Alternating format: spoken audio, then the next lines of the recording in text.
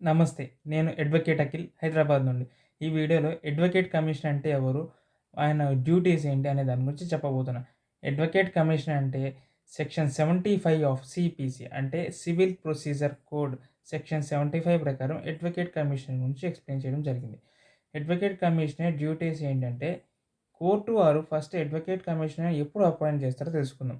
Advocate కమిషనర్‌ని ఎప్పుడైతే ఒక person ఒక కేస్‌లో ఆ పర్టిక్యులర్ పర్సన్ వాంగ్మూలం ఇంపార్టెంట్. కానీ అతను కోర్ట్‌కి రావడం కుదరదు. అంటే అనేబుల్ టు అటెండ్.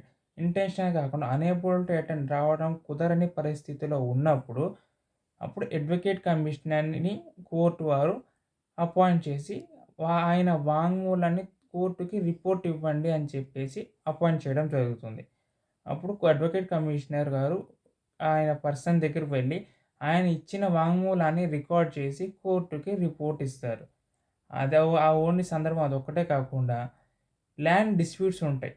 ల్యాండ్ డిస్ప్యూట్స్‌లో లేదు హౌస్ డిస్ప్యూట్స్ కానీ, ల్యాండ్ డిస్ప్యూట్స్ కానీ ఈ సిట్యుయేషన్స్‌లో హౌస్‌ని కానీ, ల్యాండ్‌ని కానీ వెళ్లి అబ్జర్వ్ చేయండి. ఆ సిట్యుయేషన్ ఏంటనేది అబ్జర్వ్ చేయండి అని చెప్పి కోర్ట్ వారు అడ్వకేట్ కమిషనర్‌ని అపాయింట్ చేసి వెళ్లి అబ్జర్వ్ చేసి మీ రిపోర్ట్ ఇవ్వండి అని చెప్పేసి చెప్పడం జరుగుతుంది. Thank you. ఈ వీడియో మీకు నచ్చినట్టయితే లైక్ చేయండి, షేర్ చేయండి, మన ఛానల్‌ని సబ్స్క్రైబ్ చేయండి. Thank you.